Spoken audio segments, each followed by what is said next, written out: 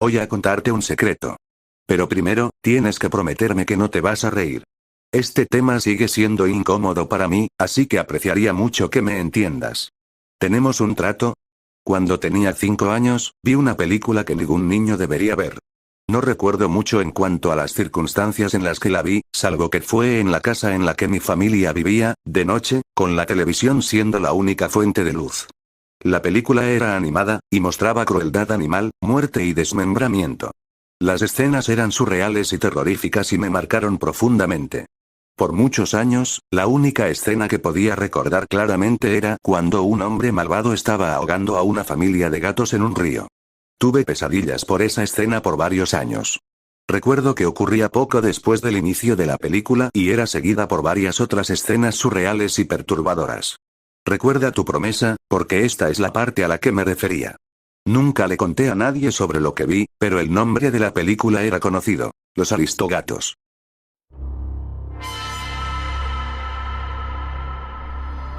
Supongo que puedo perdonarte si rompiste tu promesa, pero debo enfatizar que no estoy bromeando. Vi una película llamada Los Aristogatos que contenía las escenas que describí, y me traumó de por vida. No pensé muy a menudo sobre mi experiencia, pero siempre estaba en mi mente de alguna forma. Aunque no me di cuenta en esa época, ahora veo que hizo que me alejara de las animaciones infantiles. Cada vez que tenía que ver una en la escuela me sobrecogía una sensación de temor. Aparte de eso, mi infancia fue relativamente normal para un introvertido como yo, pero de vez en cuando recordaría la película y mi paz interna sería perturbada. No fue hasta que estaba en tercer o cuarto grado que comencé a darme cuenta que mi experiencia con la película no había sido normal. No le conté a nadie, ni siquiera a mis padres, lo que había visto en esa habitación oscura cuando tenía 5 años, pero eventualmente me di cuenta yo solo que no había nada horroroso en la versión que todos los demás habían visto. Todavía no pensaba verla por mí mismo, pero pensé que si alguien más había visto lo mismo que yo, me daría cuenta cuando hablaran de la película. Cualquiera que tuviera algo que decir sobre ella parecía considerarla un clásico nostálgico. Cuando estaba en secundaria, le pregunté a mi mamá si yo había visto Los Aristogatos. Ella dijo que la vi una vez, habiéndome quedado despierto después de mi hora de dormir y habiéndola visto en secreto. Dijo que la película, extrañamente, parecía haberme perturbado y que no quise verla otra vez cuando era pequeño. Le pregunté si todavía la teníamos en casa, pero dijo que yo estaba tan aterrorizado por ella que la había tirado a la basura. Era una grabación casera en VHS que había encontrado en una venta de garaje, en lugar de una copia original. Finalmente decidí ver la película de nuevo. Conseguí una copia original y la vi un sábado. Tardé unas horas juntando coraje para finalmente presionar el botón play. Era una película maravillosa. Inmediatamente me di cuenta que lo que recordaba haber visto a los 5 años no tenía nada que ver con esta película. No había violencia gráfica, no había escenas psicodélicas, nada que debería haberme traumatizado cuando era niño. Y aún así, lo que había visto hace todos esos años tenía algunas coincidencias con esta película. Los gatitos y su madre fueron drogados y secuestrados, no ahogados, pero instantáneamente reconocí los momentos previos a esta divergencia, y casi tuve un flashback al ahogamiento animado que había presenciado. Estaba tratando de encontrar una conclusión sobre esto, pero en lugar de eso estaba más confundido que nunca. No había ninguna duda en mi mente de que había visto alguna versión horrible y torcida de este clásico. Le conté sobre esto a uno de mis amigos unos días después. No le dije lo convencido que estaba de lo que había visto cuando era pequeño, simplemente lo mencioné como un recuerdo confuso, como hey, el otro día vi Los Aristogatos. Solía estar aterrorizado de esa película porque por alguna razón pensaba que vi escenas gore y gatos ahogándose cuando la vi a los 5 años. Qué locas las bromas que te hacen tus recuerdos a esa edad, ¿no? Él me contó sobre la película Felidare. Me explicó que era una película animada sobre gatos con un estilo de animación similar que contenía escenas gráficas y claramente no era para niños. Me dijo que quizá había visto esa película de alguna forma en lugar de Los Aristogatos. Decidí ver Felidare. Entendí a qué se refería mi amigo cuando dijo que el estilo de animación era como el de Los Aristogatos pero oscuro y sangriento, pero no era lo que había visto. Estaba seguro de que cuando tenía 5 años vi una película con los mismos personajes de Los Aristogatos, y también estaba seguro de que contenía escenas bizarras y perturbadoras que no estaban en la versión normal. Todo este asunto me estaba volviendo loco. Para llegar a algún tipo de conclusión, comencé a buscar y ver animaciones infantiles viejas que contenían cosas gráficas y perturbadoras que nunca serían incluidas hoy, como la versión de 1978 de Watership Down. Mientras estos trabajos eran interesantes en sus propias formas, claramente no eran de Disney. Mientras otros estudios estuvieron dispuestos a arriesgarse con sus producciones hace unas décadas, el hecho de que Los Aristogatos es de Disney me hizo estar seguro de que lo que vi fue algo que no se suponía que viera, jamás. Lo dejé ir después de un tiempo. Pasaron unos años, y cuando estaba en la universidad me encontré con una leyenda urbana de internet conocida como episodios perdidos. Varias personas decían haber visto episodios de series de televisión o versiones alteradas de películas, usualmente animadas, que tenían contenido gráfico y perturbador. El episodio o película en cuestión era encontrado a menudo en lugares inesperados, y quienes clamaban haberlos visto solían decir que desaparecieron misteriosamente, ya sea un VHS que se autoborró de alguna forma, un sitio web desapareciendo inmediatamente después de que se vio el episodio, etc. Honestamente, no le di mucha validez a estas historias, pero con mi experiencia con Los Aristogatos todavía flotando en mi mente, decidí investigar más al respecto. Encontré un canal de YouTube llamado Cartoon Geek, que estaba hablando de cierto episodio perdido para su especial de 40.000 suscriptores. Después de los obligatorios agradecimientos y hablar sobre cuánto significaban sus suscriptores para él y todo eso, comenzó. Bueno, luego de mis más sinceros agradecimientos hacia ustedes, me gustaría decir algunas palabras. Para los que son nuevos en este canal, básicamente soy un tipo obsesionado con cosas nostálgicas sobre la animación y cosas similares. La mayoría de mi contenido es simplemente reseñas de series animadas viejas y esas cosas, usualmente relacionadas a superhéroes, sin embargo también hago videos hablando del lado extraño y terrorífico de la animación. Por ejemplo, mi especial de 20.000 suscriptores fue sobre Disney y sus supuestos mensajes subliminales en el cine y la televisión, y el video que están viendo ahora es más o menos similar a eso. Vamos a echarle otro vistazo a cierto episodio perdido. Por si no sabían, los episodios perdidos son una leyenda urbana sobre episodios de series de televisión que fueron perdidos, como el nombre indica. Estos episodios supuestamente contienen escenas gráficas, perturbadoras y surreales, y suelen ser clasificados como material que no se supone que el público viera. Hace unos meses hablé sobre un supuesto episodio perdido de la serie de Filmation de 1968, Las aventuras de Batman. Me encantaba esa serie cuando era chico, pese a que pertenecía a unas décadas anteriores a mi generación. Había un episodio con una escena en la que Batman y Robin caen a través de una puerta trampa puesta por el Joker y se deslizan por un túnel vertical al final, del cual hay un enorme horno abierto con la forma de la cara del Joker. Obviamente, como es una serie para chicos, no se deslizan hasta el horno y se queman vivos, sino que salen de ahí con sus gadgets. Recapitulemos. En 2009 un post anónimo comenzó a circular por internet que hablaba sobre una supuesta versión perdida de esta escena. En ella, el dúo dinámico sí se desliza hasta el horno, gritan y son mostrados quemándose vivos gráficamente, seguido por escenas surreales y no lineales de los amigos de Bruce Wayne en el funeral. Cuando hablé de esto por primera vez, fui honesto con ustedes. Realmente no creía mucho en esta historia.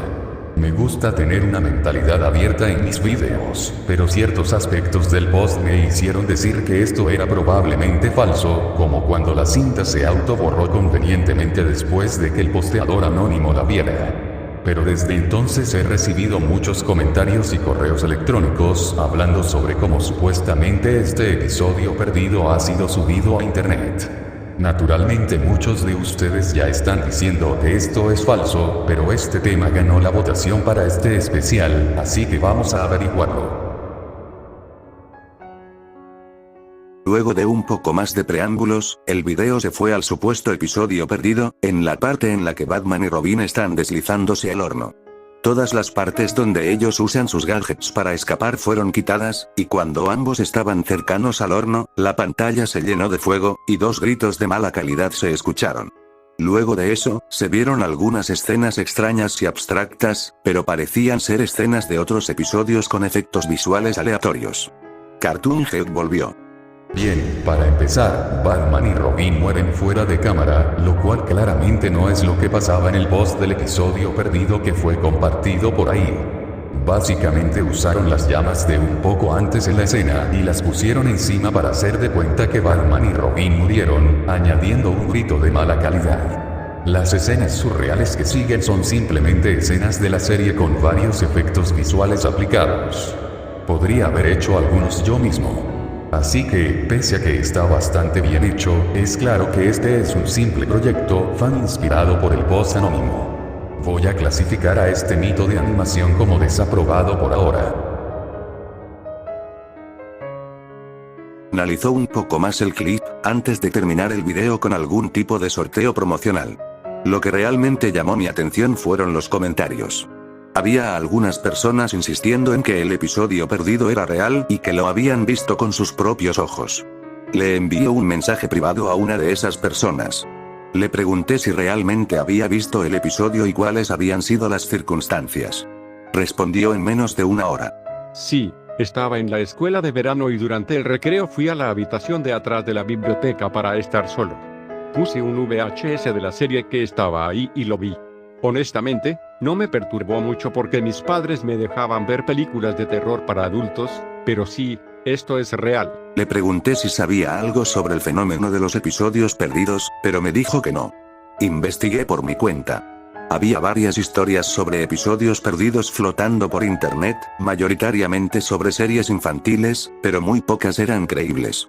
Aún así, sentía que había algo real tras todo ese embellecimiento y ficcionalización. Decidí ver si había historias así relacionadas con los Aristogatos. Mis búsquedas de contenido perturbador en la película solo dieron con el esperado. Esta escena en Los Aristogatos me traumó cuando era chico. O más información sobre Felidare. Traté de contactarme con los animadores, escritores y demás, variando el contenido de mis correos electrónicos para tejer la mayor red posible. Por ejemplo, algunos hablaban sobre contenido perturbador eliminado, mientras que otros hablaban de forma más general sobre versiones alternativas o escenas eliminadas. También expandí mis búsquedas. Usé todos los trucos de buscadores que pude encontrar, y comencé a usar buscadores poco conocidos y en otros idiomas. Después de unos meses sin resultados, comencé a pensar que quizá debería olvidarme de todo el asunto. Quizá mis recuerdos reales de ver los Aristogatos se habían mezclado con alguna pesadilla que tuve, y quizá recordar esas dos cosas causó que se mezclaran para formar mis recuerdos actuales. Estaba a punto de conformarme con esta conclusión cuando encontré algo en una de mis búsquedas en otro idioma. Era un hilo en un mensaje board chino. El post inicial tenía una imagen JPEG y un texto que significaba más o menos: película Aristogatos. Terrorífico. Si hubiera tenido café para derramar sobre mi computadora, lo hubiera hecho.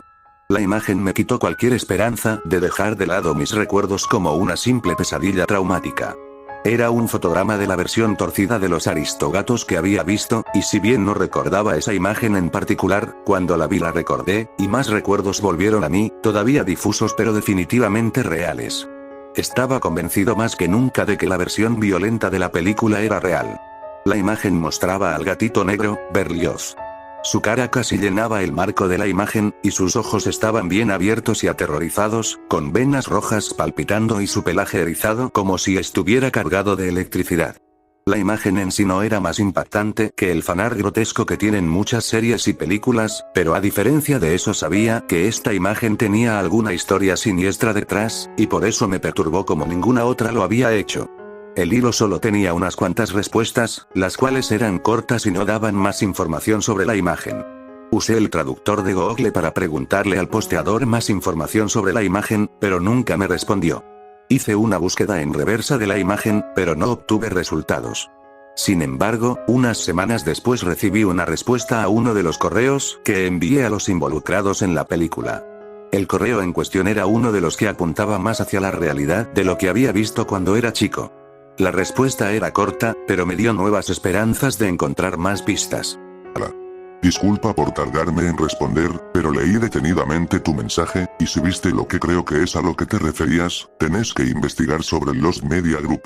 Eso es todo lo que voy a decir. Busqué Lost Media Group en Google, pero lo más cercano que pude encontrar era un sitio web de un club online llamado Lost Media Society. Era un lugar para que los entusiastas del tema coleccionaran, cambiaran, vendieran, compraran y hablaran sobre Lost Media, incluyendo episodios perdidos, en el sentido de episodios que simplemente nunca se transmitieron, no los de las leyendas urbanas que tenían contenido surreal, perturbador o inclusive sobrenatural. Esta comunidad era interesante en sí misma, y me uní a ella, convirtiéndome inclusive en un moderador del sitio. Cuando ya era un miembro activo y respetado, decidí enviarle un mensaje privado a uno de los administradores principales y preguntarle sobre la leyenda de los episodios perdidos. Me respondió que había escuchado sobre eso, pero no era algo con lo que lidiara el sitio. Recordó que se habló del tema hace tiempo y varios usuarios sugirieron banear el tema ya que era visto como spam luego de un tiempo. Le pregunté si sabía algo de una organización llamada Lost Media Group y me dijo que había escuchado sobre eso pero no sabía nada.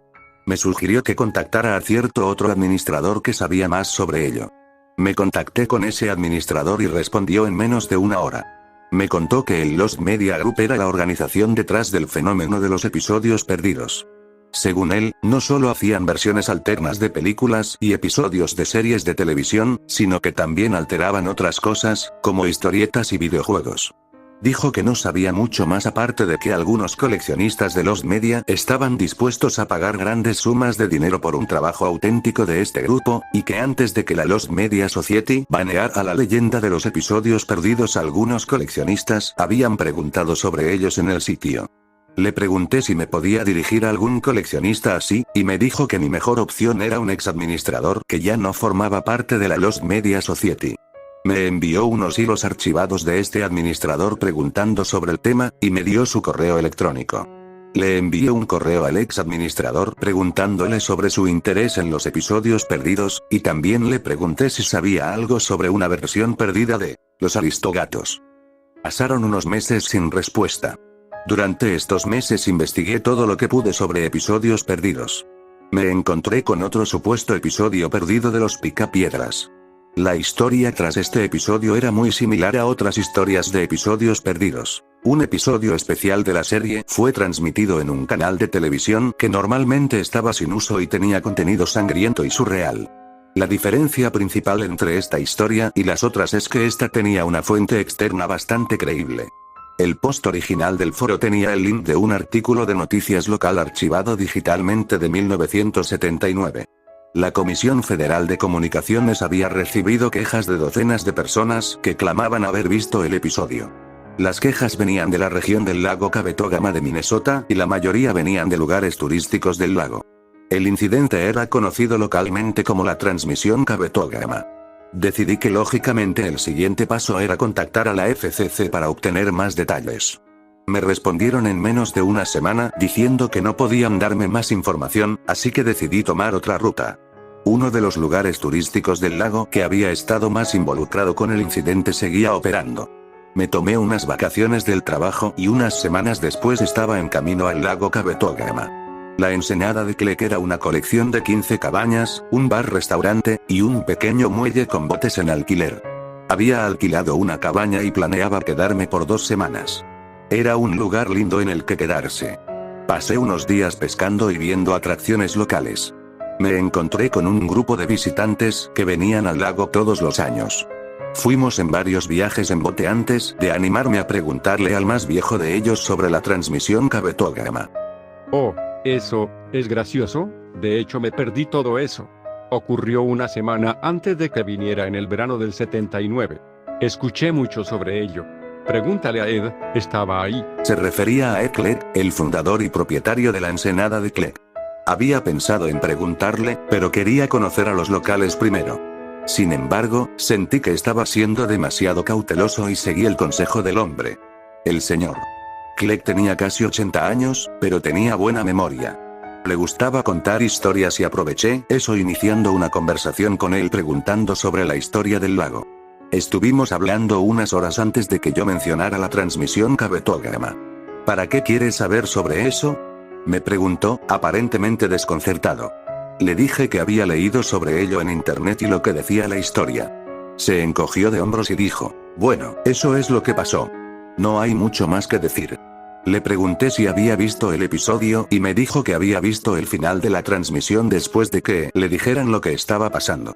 Dijo que vio a Pablo Mármol muriendo de una forma horrible y sangrienta en un artilugio de la Edad de Piedra, pero no recordaba mucho más.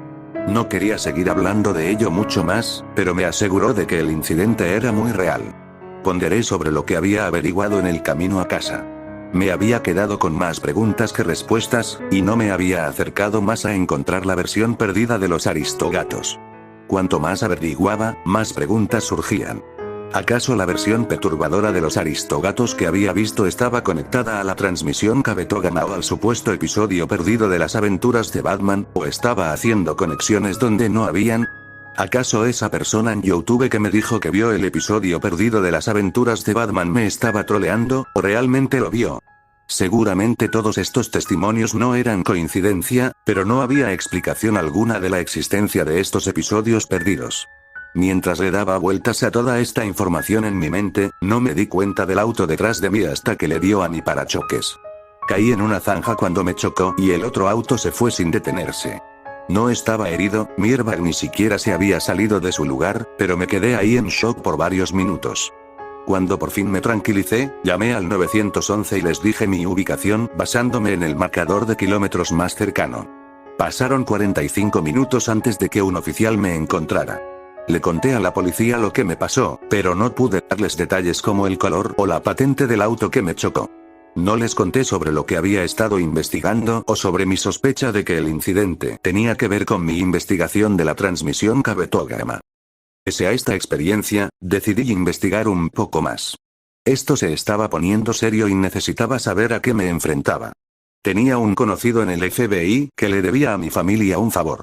Lo convencí a través de una cena por la que pagué a que investigara sobre el Lost Media Group. Unas semanas después, tenía un documento para mí. Era un reporte que contenía toda la información que el FBI tenía sobre este misterioso grupo.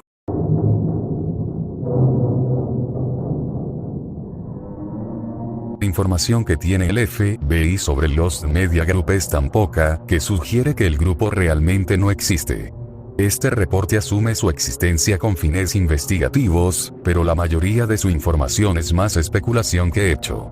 Los testimonios sobre el LMG han sido contados de boca a boca y sin ser registrados. La naturaleza, tamaño, organización, orígenes y fines del LMG son misteriosos.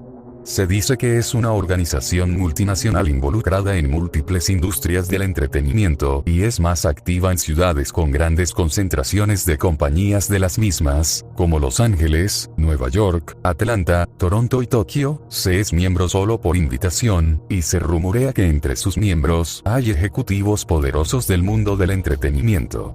Informantes reportan que el grupo usa varias tácticas criminales como el soborno, el chantaje y la violencia para evitar la propagación de información sobre ellos. Se especula que el LMG usa a otros sindicatos del crimen para realizar sus actividades y bloquear investigaciones sobre sus asuntos, y hacen creer a la gente que son más poderosos de lo que realmente son. Testimonios que dicen que el grupo tiene poderes sobrenaturales son probablemente el resultado de campañas selectivas de desinformación. El Lost Media Group fue conocido por el FBI durante los 70s, pero se dice que existe desde inicios del siglo XX. Durante los 20s y los 30s, surgió una leyenda urbana, los rollos misteriosos, que supuestamente eran versiones alteradas de películas que diferían mucho del contenido de las copias originales. El FBI cree que el poco conocimiento de los estándares de la industria y el copyright contribuyeron a que dichas películas no fueron reportadas a la policía o a los medios de comunicación. Los testimonios de estos rollos misteriosos solían decir que tenían contenido más violento y extremo que el normal de los cines, y varios ex miembros de grupos de censores claman haber recibido quejas sobre ellos. Los testigos también dicen que los rollos misteriosos basados en películas con actores tenían diferentes actores, los cuales parecían haber sido obligados. Un testigo dijo que un actor en un rollo misterioso mudo parecía estar diciendo ayuda antes de ser callado por alguien fuera de cámara. Esto hace que el FBI crea que el LMG puede haber estado envuelto en el tráfico humano. También se rumorea que el grupo ha estado involucrado en la producción y distribución de películas snuff, aunque hay tan poca información para creer en este rumor como para creer en la existencia de estas películas. Otros crímenes en los que se sospecha que está involucrado Lost Media Group incluyen piratería, drogar actores, traficar especies en peligro de extinción, para usarlas en películas, y grabar ejecuciones para otras organizaciones criminales. Analicé el reporte. Membresía solo por invitación, buenos fondos, buenas conexiones, debe tener buena organización. Sin embargo, sus actividades parecían bizarras. ¿Por qué un grupo con la cantidad de recursos que este grupo parecía tener, a diferencia del FBI, estaba empezando a dar por sentada la existencia del Lost Media Group para este punto, no los usaba para realizar actividades criminales más rentables? ¿Por qué tanta gente pondría tantos recursos y se arriesgaría tanto solo para hacer películas? No había manera de que un sindicato tan sofisticado hiciera tanto dinero de forma rentable con la piratería, y los otros crímenes listados en el reporte iban mucho más allá del mundo del entretenimiento. ¿Acaso no lo hacían por el dinero? ¿Una motivación ideológica o religiosa, quizá? Claramente esto no tenía que ver con ninguna religión que se me ocurriera. Y tampoco parecían interesados en influenciar elecciones. Sus motivos deben ser más profundos. Tenían un mensaje que querían enviar, o una influencia que querían crear, usando el poder de los medios masivos de comunicación, y estaban dispuestos a cometer todo tipo de crímenes para llegar a su fin. Unas semanas después, recibí una respuesta del ex administrador de la Lost Media Society que se decía que intentaba coleccionar episodios perdidos. Me dijo que no sabía de una versión perdida de los Aristogatos, pero tenía varias copias de episodios perdidos y estaba dispuesto a mostrármelos, por un precio. Para ser exactos, quería $1000. Acepté rápidamente. No estaba en un punto en mi vida en el que pudiera gastar $1000 cómodamente en algo que puede no dar resultados, pero tenía miedo de ahuyentarlos y le pedía que bajara el precio, y algo me decía que estaba diciendo la verdad. Me dio la dirección de una cabaña alejada que dijo que alquilaría para nuestro encuentro, la cual estaba a varios estados de distancia. Me dijo que fuera solo, y me dio la fecha exacta en la que me esperaba. Me resultó un poco chocante su tono cortante, pero me imaginé que temía que alguien le robara su colección, o peor, que los responsables de ella lo persiguieran. Me preparé para el viaje y me fui inmediatamente. Cuando llegué al estado en el que estaba la cabaña, todavía faltaban unos días para la fecha del encuentro, así que fui a un motel. Estaba despierto tarde viendo televisión en la oscuridad cuando me encontré con un canal que estaba transmitiendo los Aristogatos. Me puse nervioso. Había visto la película original antes, y sabía que no había nada malo en la versión normal, pero estar solo en la oscuridad era reminiscente de mi experiencia original traumática con la película. Pese a esto, mis nervios se fueron. Me di cuenta de que no había nada que temer. Claro, para este punto estaba seguro de que existía una versión violenta de los Aristogatos, una que tuve la mala suerte de ver cuando era pequeño, pero no importaba. No me podía hacer daño ahora. Reí porque ahora podía revivir el recuerdo sin el trauma y seguí viendo. Por fin pude apreciar que realmente era una muy buena película, apreciar lo bien logradas que estaban la animación, las voces y la música. Sin embargo, la música se escuchaba un poco mal. Cuando subí el volumen me di cuenta de que no era el televisor. La música se aceleró y se distorsionó más, y la escena comenzó a convertirse en imágenes abstractas. Escuché gritos de la televisión y comenzaron a aparecer imágenes perturbadoras demasiado rápido como para distinguirlas bien. Esto terminó con la imagen de Berlioz, la que encontré en internet con sus ojos enrojecidos. En la imagen había unas palabras escritas en mayúsculas rojas. Deja de preguntar. La pantalla se fue a negro. Me quedé en la oscuridad, temblando y con lágrimas cayendo por mi cara. Encendí las luces, fui al baño a vomitar y cambié de canal. Todos los canales eran normales, lo cual era bastante reconfortante, pero aún así me fui a otro motel. Para este punto estaba considerando dejar la cacería. Mi primer objetivo había sido saber si los episodios perdidos eran reales, y por lo menos había logrado eso. Estaba dudando si valía la pena investigar más, para saber su naturaleza y origen exacto. Quienquiera que estuviera detrás de ellos tenía el poder y los recursos para amenazarme seriamente, y no sabía si valía la pena arriesgarme más, para llegar a una conclusión completa. Al final decidí seguir. Ya estaba cerca, y si había un grupo secreto y poderoso detrás de esas historias de episodios perdidos, el mundo debía saber. ¿Quiénes eran ellos para intimidarme y tratar de que me rinda? No dejaría la cacería. En ese momento mi determinación se duplicó. A la hora acordada, fui a la cabaña. Era de noche, y la luna llenaba el interior de la cabaña solitaria con un brillo misterioso. Había un vehículo en la entrada al garaje, pero las luces estaban apagadas y no había otras señales de ocupación. Tímidamente, toqué la puerta. El hombre me recibió sin prender ninguna luz.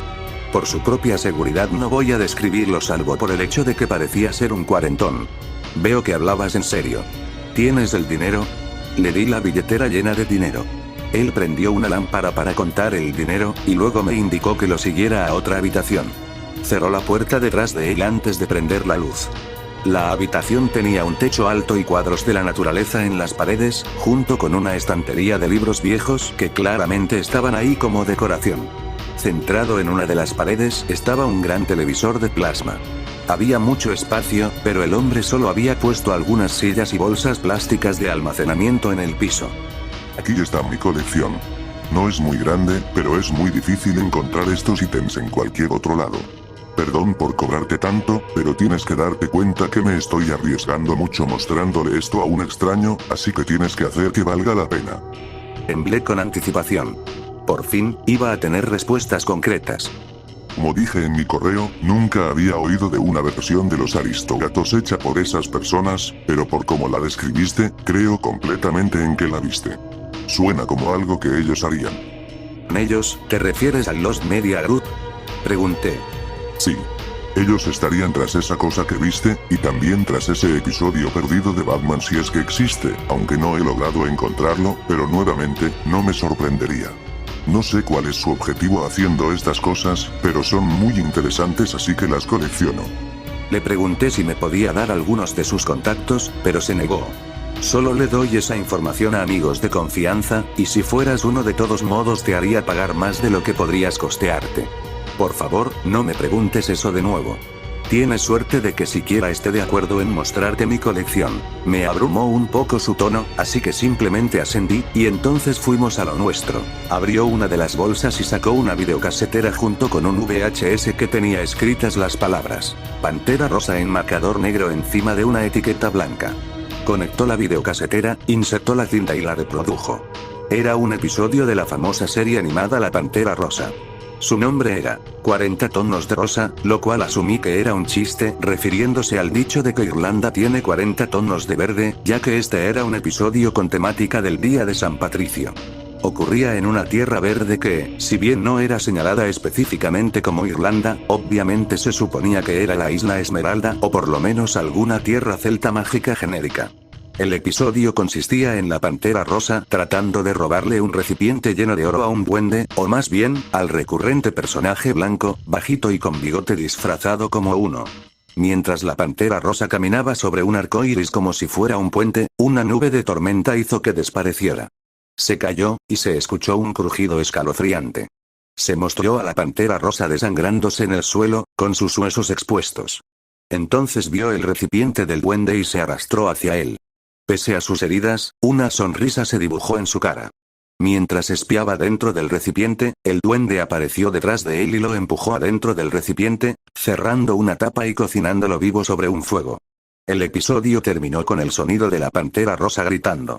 «Qué aburrido», pensé. Alguien tomó a la Pantera Rosa y le dio el tratamiento de Tommy y Daly. Era un poco perturbador que quienquiera que haya hecho el episodio tuviera los recursos de animación para que se viera exactamente como un episodio real, pero realmente era mucho menos de lo que esperaba. El próximo ítem era una copia de El Rey León.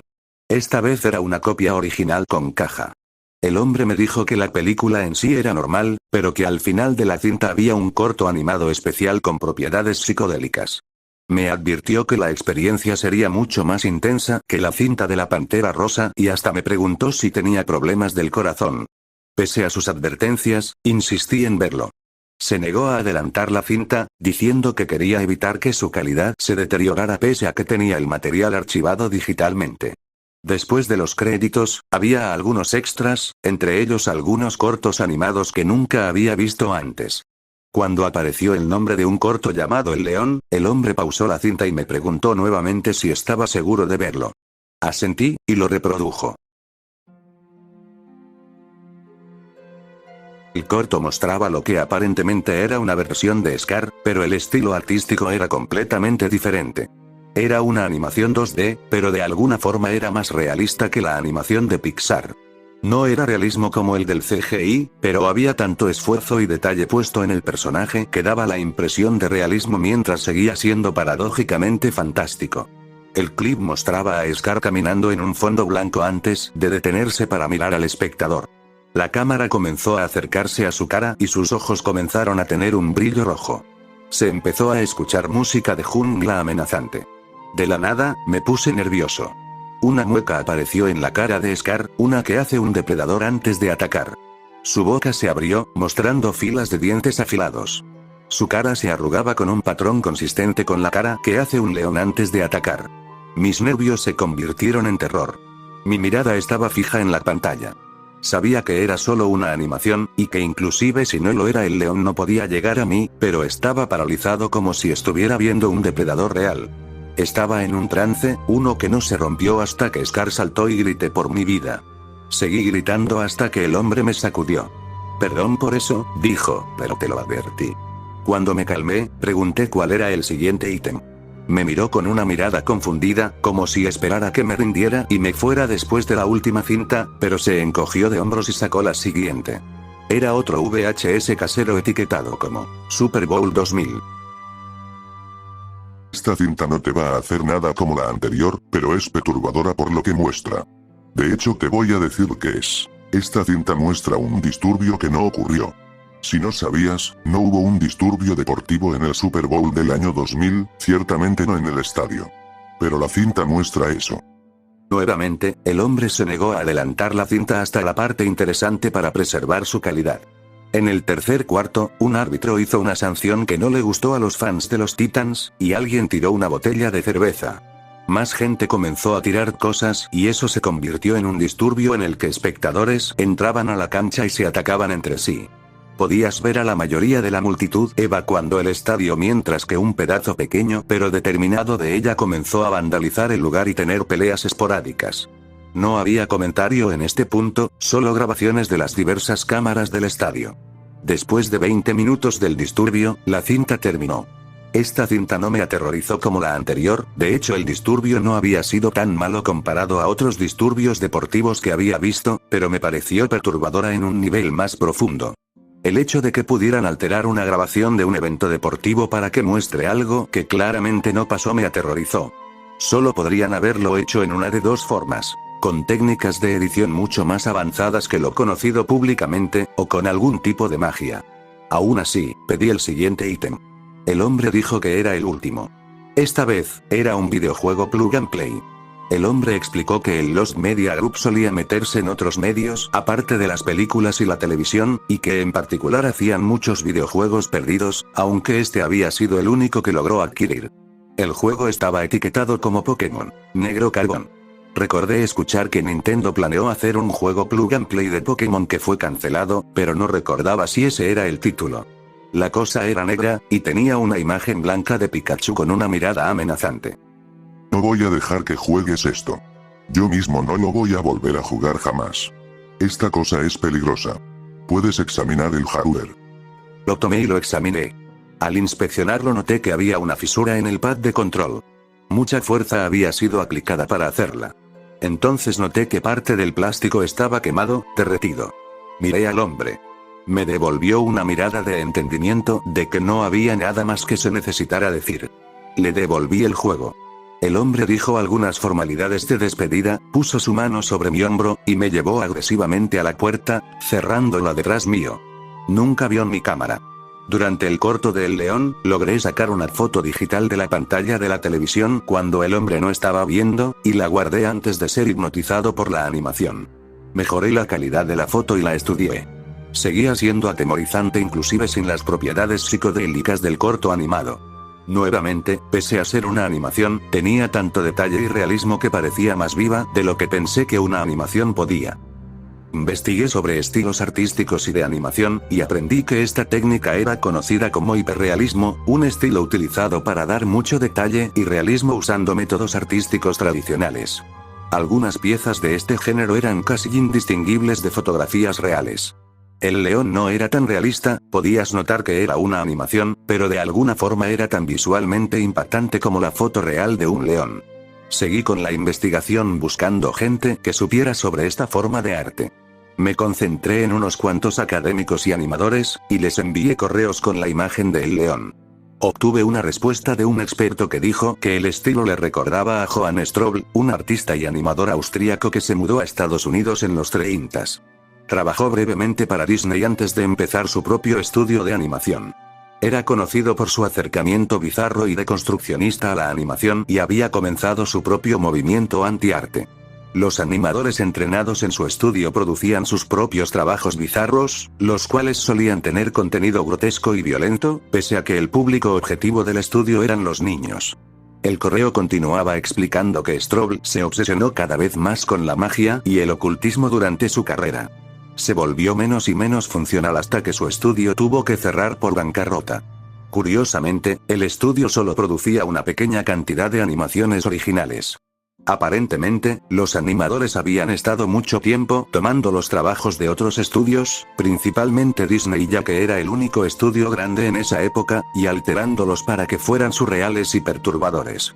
Esto habría causado que la compañía fuera acusada de piratería, pero nunca vendió estas versiones alteradas al público, sino que las regalaba a unos cuantos coleccionistas dentro de la comunidad de élite anti-arte. Strobl también había autopublicado un libro que era una especie de manual con sus dibujos y varias instrucciones para aplicar su técnica. Su nombre era Animación Deconstruida. Quería leerlo, pero tardé mucho en encontrar una copia. Logré localizar uno en la sede de una biblioteca pública a 3 estados de distancia. Estaba en su archivo especial, así que tuve que manejar hasta ahí, donde me permitirían examinarlo en su habitación de lectura del archivo. La habitación era polvorienta y mal iluminada. Se sentía como una habitación de interrogación policial de los 50. Me permitieron leer el libro en la mesa bajo supervisión de un bibliotecario. Estaba amarillento y cubierto en plástico protector.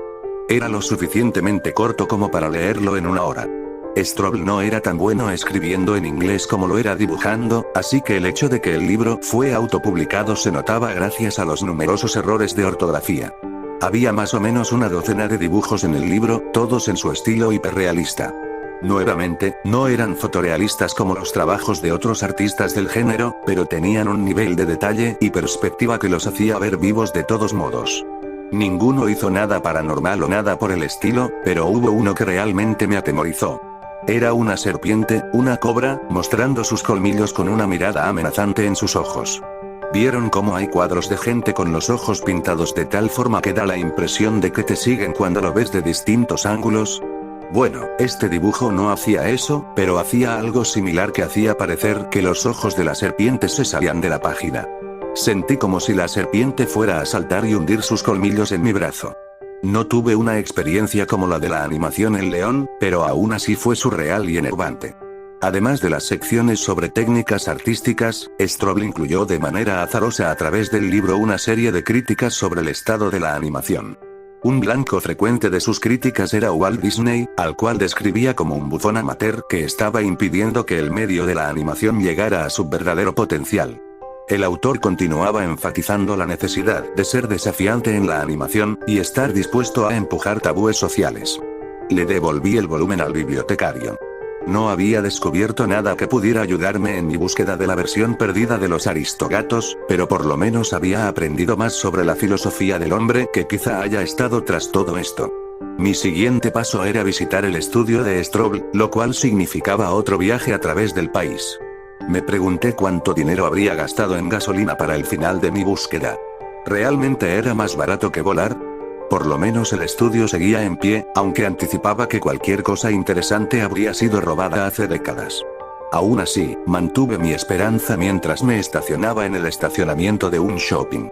El resto de mi travesía tendría que ser a pie ya que el estudio había sido construido antes de las rutas modernas. Crucé la interestatal, que por suerte tenía poco tráfico, y encontré y seguí la vieja ruta de tierra, que era la única fuente de tráfico de vehículos en aquella época. Para este punto estaba llena de maleza, y me maldije por no traer un machete. Tardé 2 horas en llegar al estudio. Era una estructura de madera de un piso, con las ventanas tapadas con tablas, y maleza creciendo alrededor. Miré el perímetro, buscando una manera de entrar que no me metiera en problemas legales, aunque dudaba de que alguien supiera o le importara que haya estado aquí. Desafortunadamente ningún explorador urbano previo había dejado una forma fácil de entrar, y tuve que abrirme paso a través de una ventana con un hacha que había comprado. Quizá era más fácil echar abajo la puerta, pero eso se sentía menos ético. Obviamente no había fuentes de luz salvo por la ventana recién abierta, pero tuve la inteligencia de llevar 3 lámparas LED en mi mochila, las cuales puse en el piso. El estudio parecía más pequeño adentro, apenas más espacioso que el sótano de mi casa. No había muebles. Probablemente vendieron las mesas y escritorios para pagar sus deudas, pensé. Había algunas marcas de muebles arrastrados en el piso de madera. También había una división que separaba una pequeña parte de la habitación. Supuse que ahí había estado el escritorio administrativo, mientras que el resto del piso era usado para hacer la animación. Como dije, no estaba esperando encontrar nada importante, pero aún así era decepcionante. Me pasé un tiempo dando vueltas, preguntándome si todo el viaje había sido una pérdida de tiempo y dinero. Estaba por recoger mis lámparas y largarme, cuando descubrí una puerta trampa detrás de la división del piso. Había movido una lámpara encima de la división del piso, lo cual me permitió ver los bordes de la puerta trampa con claridad. Emocionado, la abrí. Lamentablemente, la puerta no tenía ningún mecanismo para mantenerse abierta, y era demasiado pesada para que yo la sostuviera. Tuve que salir por la ventana varias veces para juntar piedras para mantenerla abierta. Pero el contenido del compartimiento valió la pena. El compartimiento tenía más o menos 1 metro de profundidad, y tenía lo que parecían ser diagramas de dispositivos de animación, junto con varias partes, tornillos, lentes y demás en el fondo.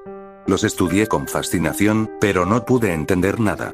Traté de unir algunas partes sin éxito. Decidí no llevarme esos objetos conmigo. Pensé que entrar al estudio ilegalmente valió la pena porque serviría para revelar lo que sea que causó mi trauma infantil, pero estos objetos no servirían para eso y por lo tanto llevármelos iba más allá de esa justificación. Sin embargo, fotografié cada uno por si acaso.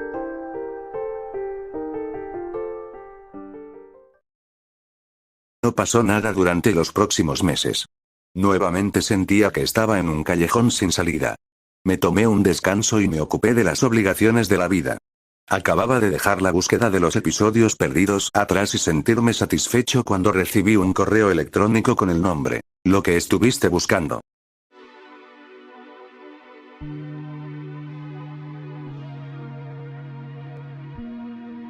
Dudé unos minutos antes de abrir el mensaje. Hola.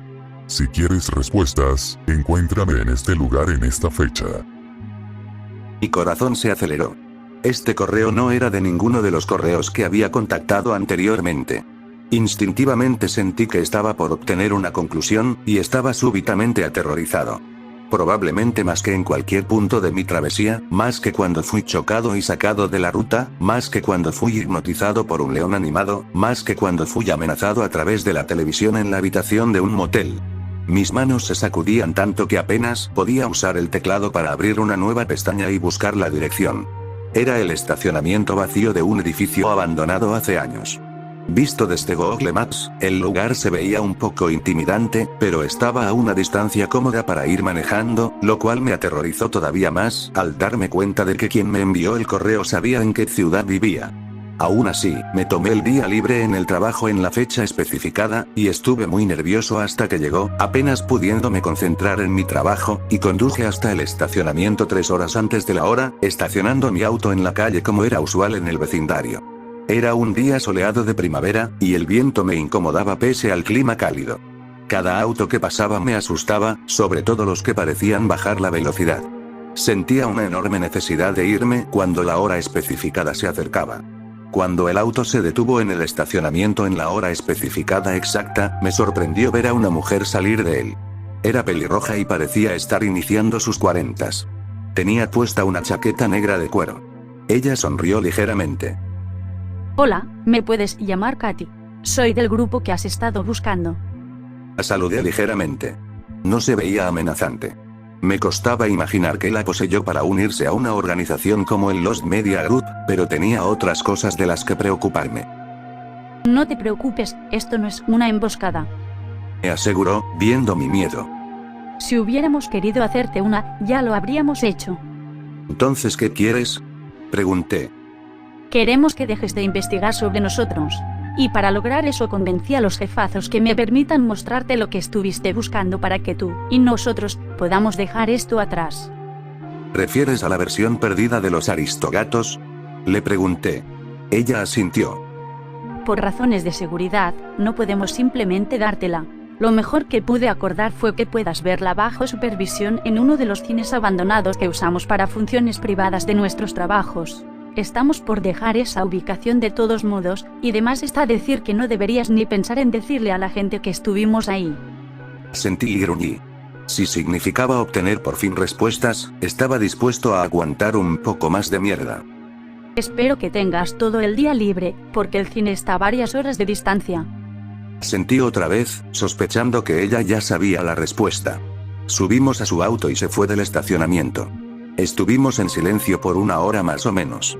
Entonces le pregunté por qué su grupo hacía episodios perdidos. Ella estuvo en silencio por unos momentos antes de responder. Bueno, podrías decir que queremos desafiar el status quo de los programas de televisión, y darle la oportunidad a los animadores de realmente probar sus límites. Por eso me uní a la organización cuando me invitaron. ¿Por qué los filtran si los quieren mantener en secreto? Pregunté. No los filtramos. A veces se nos escapan y son vistos por gente que no se suponía que los viera. No sé cómo viste uno de nuestros trabajos cuando eras pequeño, pero no se suponía que lo vieras. ¿Qué hay de la transmisión Kabetogama? Algún miembro de nuestra organización estaba metiéndose donde no debía, o quizá era una transmisión televisiva que se suponía que solo vieran los miembros cuando éramos un poco más laxos con la seguridad. Mira, te dije que te mostraríamos lo que estuviste buscando. Aparte de eso, no estoy en libertad para satisfacer tu curiosidad sobre nuestros procesos internos. Me quedé en silencio por unos minutos. Sus respuestas eran sospechosas. El Lost Media Group parecía un grupo al que le gustaría choquear y traumatizar gente al azar con sus trabajos retorcidos, y no me convencía del todo que toda exposición a no miembros era incidental. Recordé el reporte del FBI. También me pregunté si ella estaba completamente contenta con su elección de unirse a la organización. Bueno, he visto parte de Subversión de los Aristogatos recientemente, dije finalmente. Katy pareció considerar brevemente si valía la pena hacer de cuenta de que no sabía de qué estaba hablando. Decidió que no. Sí, perdón por eso, pero supongo que se dieron cuenta de que si te dábamos un buen susto quizás te rendirías y nos dejarías en paz. Me molestó las palabras que usó, como si ellos fueran los que solo querían que los dejaran en paz. Solo me podía preguntar si había sido su idea. También me pregunté si ella sabía que había visto varios de sus otros proyectos. Cuando visitaste el viejo estudio de Stroll, fue ahí cuando decidimos que era hora de hacer un ofrecimiento de paz para que te alejes de nuestros asuntos. El cine parecía ser uno de los tantos cines que abrieron durante el boom de los grandes estrenos de los 90s y luego fueron abandonados durante los 2000s. Estaba al lado de la Interestatal, alejado de cualquier otro edificio. Entramos por una puerta lateral cuya llave tenía Katy. El lobby no tenía luces salvo por el sol afuera. Podía ver un lugar de venta de boletos y pósters de viejos grandes estrenos en la pared. El suelo estaba cubierto con una alfombra con un patrón colorido gastado. Cerca del área de comida había una habitación vacía que supongo que era el arcade. Katy me dijo que le diera mi celular, y lo hice. Luego de eso, me escoltó por el pasillo de galerías hasta la última galería. Ella me preguntó si estaba seguro de que quería ver esto. Le dije que sí, y ella me dijo que me podía sentar donde quisiera. Elegí un asiento cerca de la parte de atrás mientras ella iba a accionar el proyector. Comencé a sentir miedo.